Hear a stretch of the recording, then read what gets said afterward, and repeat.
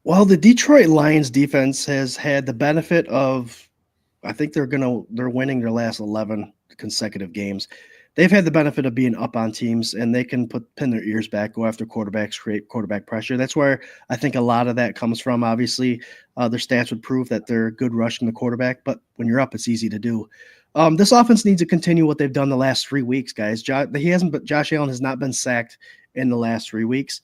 He's playing Josh Allen ball, MVP ball, where he is finding and creating situations where he can use his legs, and he's being safe about it. I mean, it's old Josh Allen throwing in a little bit of the new Josh Allen, where he's a little more safe and sliding. But that's what they have to continue to do. We know the Bills are going to pass the ball. The offensive line just needs to continue to protect, and Josh Allen just needs to continue to find his receivers. Guys, remember, he scored 42 points last week without Kincaid and Keon Coleman, and they're playing, right? Those names weren't on there, if I recall. Yeah. So he'll have 2 of his starting receivers back out there on the field. There's no reason in my mind, I don't think, that he can tear up this Lions defense, especially if it's a close one, and especially if they're up in points, because then you're going to have to rely on Goff, which I think we can frazzle him, and I think Josh Allen and Joe Brady can tune in on something. If it's working, they're going to continue with their success and score lots of touchdowns. So just keep doing what you're doing. Keep protecting your quarterback and let Josh be Josh. Hell yeah. Well said. Brother Brent says score 40 plus. I think that's pretty easy for us to do. I saw a quarter by quarter breakdown of point differential, and we're plus 50 in the fourth for the season. So crazy. Pretty wild. Our team, man, what do you think? What's this offense got to do to get one over on old Dan Campbell and the defense over there? Well, shout out to Dan Campbell. He's one of my favorite coaches in the league. This is an opponent that I think we can all agree we can tip our cap to what these guys have been through, because a lot of it is a parallel to what we've been through as Bills fans, and even as a city. You know, Detroit's fallen on some real hard times. They've really tried to make things happen downtown. I've been down there. It's looking pretty good, much like Buffalo. So pretty cool parallel. But as far as this game goes, Detroit's defense has been decimated with injuries all season long. Losing Aiden Hutchinson was a massive loss that they've tried to, kind of pluck pieces here, pluck pieces there, but they know it. We know it. There's no replacing a guy like that. I think he's one of the best pass rushers in the league, and he's very, very young. So he's got a great career ahead of him regardless of this injury. But I think for Buffalo, the game script, the back and forth, the shootout that was against the Rams kind of created a misfortune that I don't think is being really talked about enough. They had to deviate away from the run game. If Detroit is going to run the ball down our throat and try to, as we know they will, as they do against everybody, we should do the same. We should try to do the same. I think James Cook is a big part of getting back on track. I love seeing Allen make plays as much as anybody, obviously, but I feel like there were some plays where, man, if our run game was not shut down early, it was kind of abandoned because of the game script. So I want to see Buffalo come into this game early with a willingness to move the chains, get the ball to the backs, get the ball quickly out, or run the football effectively, whether it's stretch runs to the outside. I feel like Detroit's secondary is a little bit weaker than what it has been in recent years as well. So Allen takes advantage of that with Keon Coleman back. That's going to be a big key to victory for me as well. So James Cook, Keon Coleman, big factors in this game for sure. And obviously right now there's nobody playing better football at the quarterback position than our guy Josh Allen. So I expect a big day out of him. And if it's a big day out of him, it should be a big day out of everybody else. It's a defensive backfield that is a bit on the soft side as far as corners go, but their safeties like to come in the box, create a lot of pressure. They're 2 out of the 3 leading tacklers on their team, so they're going to come and try to put a head on the tight end or the running back. This is a perfect game, just like last week. I said they were testing things out. They went deep a bunch of times last week. I think this is a week that if you can catch Branch or Joseph sneaking up in the box, go over the top. And didn't they? I mean, somebody's got to be hurt because they got Jamal Adams signed as somebody that should be playing. Today. So that, I mean, that just goes to show you, like, they've had to sign guys off the street to fill certain roles. So their defense is, and they're doing it, they're getting away with it, but they're they're getting away with it, to Scott's point, against teams that are not nearly as talented or as deep as Buffalo is offensively, which have weathered their own storm of injuries and have been able to remain consistent, scoring 30 points plus, what seems like all season long. I can't remember the last week that they didn't score more than 30 points in a single week. So it's pretty crazy. 7 straight games right now with 30 plus. Yeah, it's pretty crazy. Lots of good points. You guys covered a lot there, man. Alan, I was in Buffalo last night to see a couple of my favorite bands. Ooh. And it was a good time. I was over at Riverworks. Who'd you see? Well, I'm an old punk and hardcore head, so one of my favorite bands, a Buffalo band, Every Time I Die, they broke up a couple of years ago and reformed. The members reformed into a new band called Better Lovers, and it's kind of a super group. But Every Time I Die used to always do a big Christmas show, tons of bands. Their ex-guitar player, Andy Williams, another Buffalo resident, is in the AEW. He is the Butcher. Oh, wow. Oh, yeah. Yeah, so he does they do wrestling, they do all sorts. It's like a 4-day event. Thin Man did a beer for it, like all sorts of cool stuff. So we went last year, and it was at Ironworks. This year they moved it to Riverworks. So thousands of people, crazy, awesome, great time. Yeah, so the vibe in Buffalo, man, crazy. I talked to a couple of my buddies I went to the show with, and we were talking about Josh Allen, and just the caliber of play that he is like on track for. I mean, the last 3 weeks he set a record in every single game. He set either a Bills record or an NFL record in the last 3 consecutive games. Like, the dude's not slowing down. He's making the right choices. He's keeping these guys more than in games and has done more than his fair share. Absolutely 100% the MVP, regardless of that L from last week. If we're looking at this defense of the Detroit Lions, it's soft, absolutely, in the secondary. I think Shakir eats today. And to bounce off that point about James Cook and getting him going and not abandoning the run, I absolutely agree. What I do not want to see is short gains on first down. I want to see big gains, and then that can lead into taking some more shots on second and short, as far as I'm concerned. The other thing I was talking about with the boys about Josh Allen, if this is a passing play, every single passing play, if the pocket starts to break down, if somebody's not open, every single time they should just let Josh roll right. Every single time. It's a guaranteed 5 yards, or he's going to make a miracle play, or it's going to be an incompletion. Fine. But roll him right. Like don't, I don't know. I let him be himself. That drives me crazy. When the momentum starts to settle, let him do his thing and do that, because he'll make something happen. Like, did you see Swank, what his coach from Wyoming said? No. A couple weeks ago, he was like, I don't know who would watch his college tape with him rolling to the right and continue to let him roll to the right. Meaning now, like all these years later, rolling to the right. Josh Allen rolling to the right. Like, you just watch his college highlight reel. It's hilarious. He's natural. He's just a natural. Right. So yeah, man, I think really it's kind of like what we saw on the K-Gun scooter, man. Just keep doing what you're doing. Do what you're doing. I'd love to see a little more James Cook, and I would absolutely love to see Coleman and Kincaid get back involved right off the get.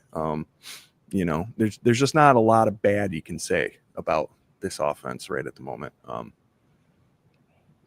So let's go to the side of the ball that you could say a little bit bad about.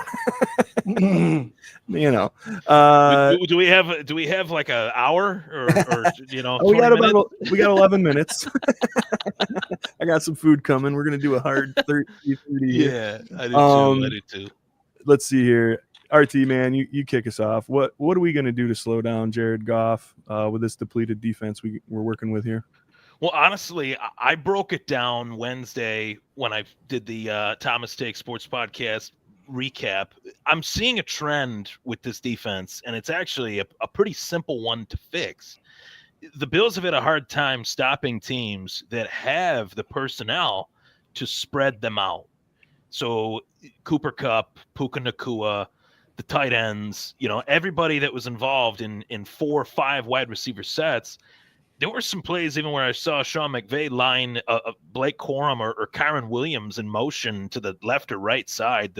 The genius of Sean McVay, that was really what I saw in terms of kind of the X's and O's. Mm-hmm. But Dan Campbell's an offensive coach too, and Detroit also has the weaponry to spread out. They have the run game. They have the weapons to spread out. They have Amon-Ra. They have Jamison Williams. Sam Laporta is one of the best tight ends in the game.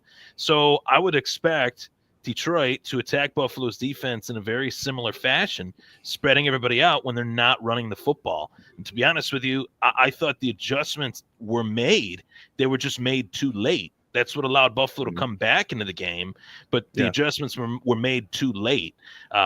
What you talked about, Swank, at the early onset of the show, don't live and die by a defense every single matchup against every single team. 4-2-5, that's the bread and butter, yes, but we have the personnel to go to a 4-3 as well. So if the 4-2-5 isn't working, be willing to change it, adjust, and clearly with a banged up secondary, I don't know if the 4-2-5 should be as featured in this one as it usually is for the Buffalo Bills. I think a 4-3 should be the main bread and butter. 4 down linemen, 3 linebackers, and the usual suspects in the secondary that you do have left. Get those guys and the best players, and let's line them up. Let's go. Would Taron Johnson play the CB2 then at that point, or are you taking him off the field altogether? I would have him as a CB2 at this point with who is left. You know what I mean? With who is left. I mean, he's one of the best corners in the game. I will say that it was a rough day last week for him, but it's a rough day for a lot of guys when they cover a healthy Puka or a healthy Cooper Kupp. Like we talked about it, right? Like these guys are very underrated. They have a veteran quarterback that I think is better than Goff.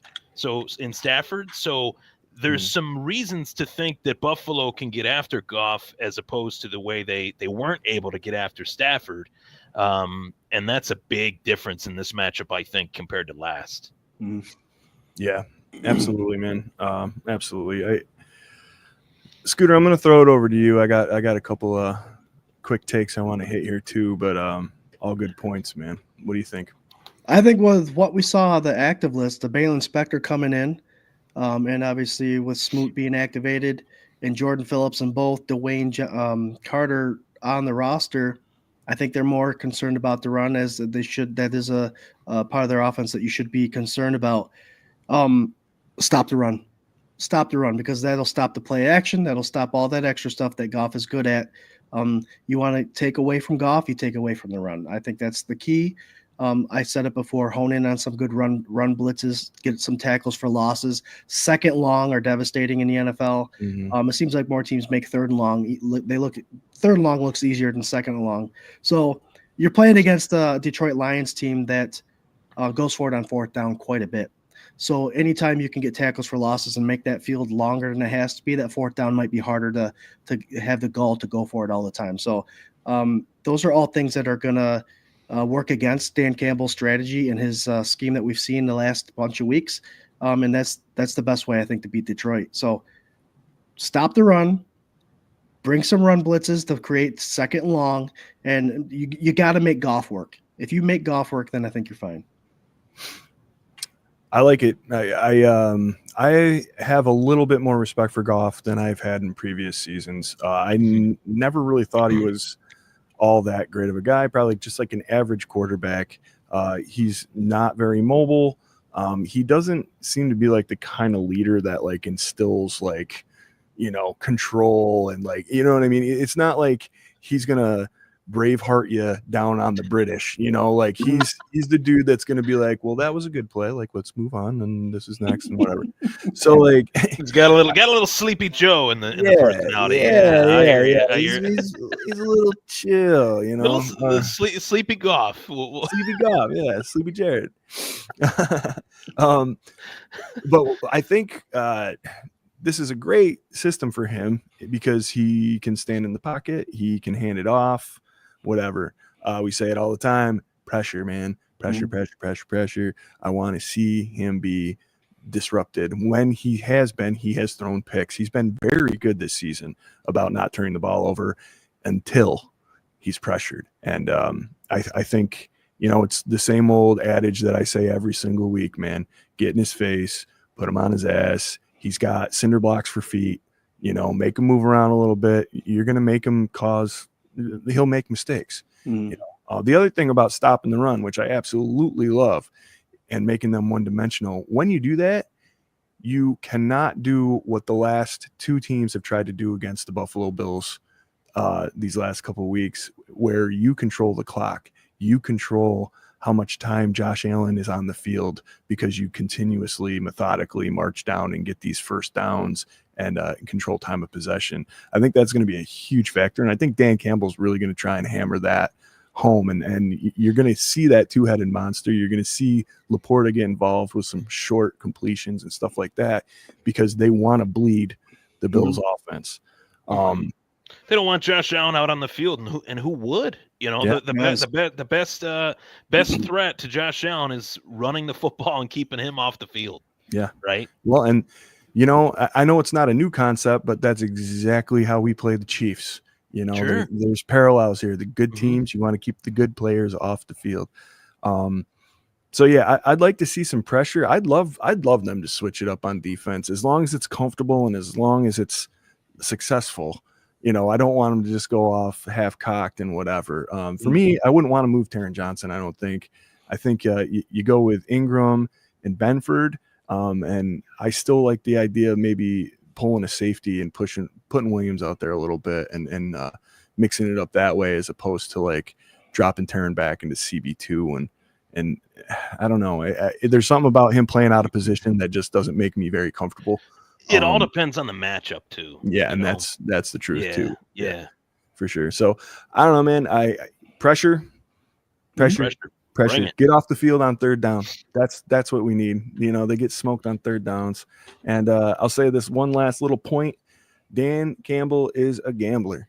He will gamble and gamble. And last season, it did not work out for him the way it is working out for him this season. Maybe some of that's maturity. Maybe some of that's the way the ball's bouncing, and you got a better squad, another year under your belt, all that stuff.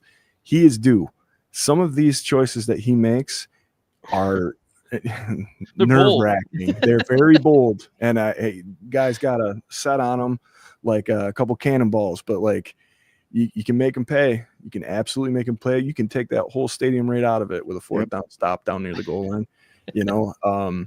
and just feeding off that juice and doing that, it'll go a long way. Absolutely. And you better believe Josh Allen will come out there ready to drive touchdown right in the old end zone there in Detroit. This defense has to be motivated. 3 out of their 4 defensive backs out, and a big old 0 from the sack category and quarterback pressures from last week. So 2 consecutive weeks is not going to be acceptable for us Bills fans.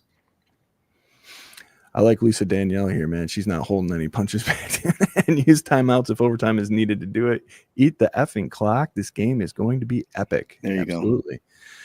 Go. All right, guys. We're rolling on. Also, we are part of the Buff Fan Base Network. We are also sponsored by 26 Shirts. Go to 26shirts.com. They got great things going on over there. Look great. Help a family in Western New York. Go check it out. We got Christmas coming up. I think you could still probably sneak in an order and maybe get it before Christmas if you just hurry. Hurry. Otherwise, just pretend like it got lost in the mail and not that you forgot about somebody or something like that. We're going to run around the circle here quick and do our X Factor and score prediction. RT, since you're sitting on the bottom down there all handsome and shit, why don't you go first? And shit. X Factor. The X Factor is the NFL MVP as it stands. It's an easy X Factor, but it's one that I think Josh Allen was just as frustrated after that loss last week as I've ever seen him, because he wanted the ball in his hands, but wants the situational time management stuff, to Lisa's point, to be on their P's and Q's. I think Josh Allen's going to come into this game with a point to prove that he doesn't want the game to fall into the hands of his head coach. Unfortunately, in these situational moments, you want to try to make big plays. He's got more weapons to do that with in this game than he has in previous weeks. Dalton Kincaid's back. I think that's a huge one. So I'm going to kind of go in a two-parter here. I think the Allen Kincaid connection is something that is going to milk the clock in its own right, as well as a Buffalo Bills run game. So Josh Allen, Dalton Kincaid, QB1, TE1. Shout out to TE1B, Dawson Knox, who's been holding the fort down as well while Kincaid's been out. But I definitely think that Allen and Kincaid are going to go off today. I'm going to go Allen 350. I'm going to go Dalton Kincaid 120 and a touchdown. Damn. I like it. That's actor factor right there. Yep. That's it. Did you do score? What's your score? That's okay. I'm going to go 33-30. Tyler Bass is going to be thankful that he's kicking at Ford Field today rather than Old Orchard. I think Tyler Bass is going to be the difference. He's going to kick it through the uprights. I'm going to go 50-yard field goal in the Dome. He's going to send a lot of Bills fans home happy that made their travel through Buffalo, Toronto, roping around to Detroit. There you go. Nice. I like it. And keeping the O's lore alive. I love that. Oh, yeah. Scooter Magoo, man, what do you got for an X factor in the score prediction? I think the offense will be just fine. They did what they did against the Rams last week with two of their starters on offense missing. I think the key factor, especially with the injuries and the type of offense we're playing, the key factor is going to be defensive coordinator Bobby Babich. This is a big-time adversity he's dealing with the injuries as well as the style of offense. So it's time for him to shine, and it's time for this defense to create some plays for turnovers, bring in the pressure. That's what I'm talking about. Babich, bring pressure, force turnovers. That's going to be the difference in the game. That's the X factor. I like it. What do you got for a score? I didn't quite go with a 0 at the end of the scores. 42-38. They're giving the game 54.5 points, but the 42 and the 38 add up to 80. There's three. We're doing some circles. Tricky math here. There's 3 circles in the 8-0. This is getting deeper and deeper right here, boy. All right. Guys, one of the creators of the Spaghetti-O lore, our boy Corey Blaine, he's been sending videos for us to push up on Sunday sessions. So I got us one here right here before I do my X Factor and score prediction. So here is our brother Corey. Take a listen. What's up, guys? So I've been being asked all week, are we done with SpaghettiOs? Is it over? We lost. Oh my God, we gotta be done. We can't do it no more. We give up on Josh Allen when he throws an interception? No. Do we give up on the team when they lose a game? No. SpaghettiOs are 9-3. That's a badass winning record. 11-1 with an O in the score. Does that mean we just give up on them? Or does that mean we get more serious? So, I think the Bills are going to win this week, 30-27. What do you think, bud? 21-29. Go ahead.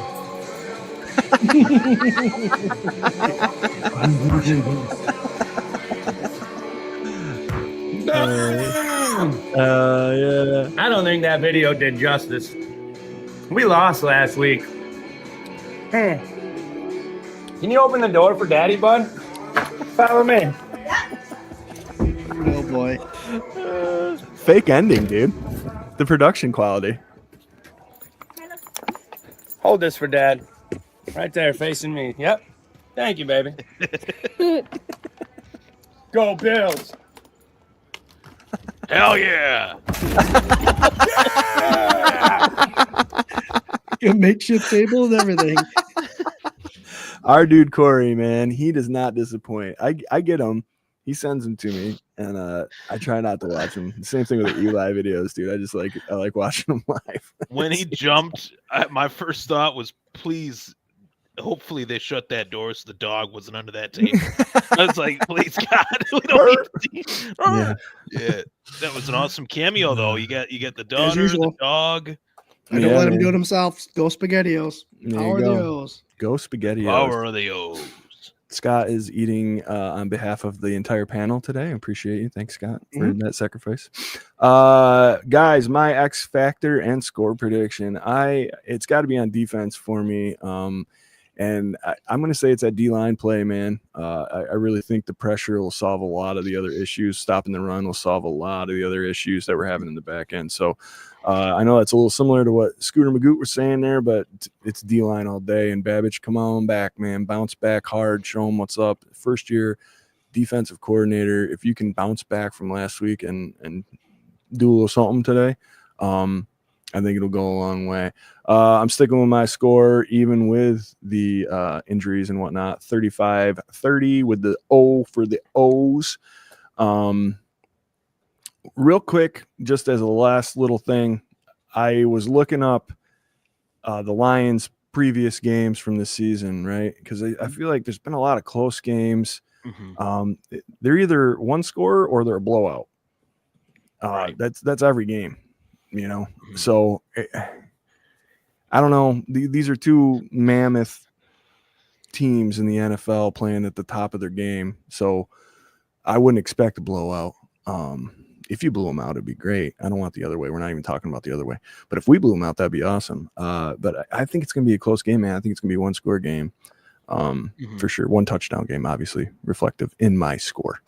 So, guys, appreciate all of you. I am getting alerted that I have to go upstairs and eat, as I have not done that all day, because on top of that concert, I also probably tried to drink all of the blue light in all of Buffalo last night. And as I feel okay, you notice I didn't have a beer while I was sitting here with you guys. Man, that's why 7-Eleven was out last night. Dang, no. Yo, RT, there's also something else, man. I know you live close enough out there. Dude, bars aren't open until 4 anymore. Everything shuts down. It's crazy. Since COVID. Yeah. COVID changed that whole thing. I remember it.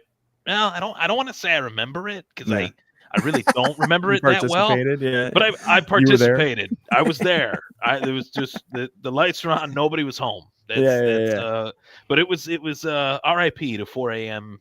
bars in Buffalo. Wild. Allentown before Josh Allen. Now it's even more Allentown, right? Yeah.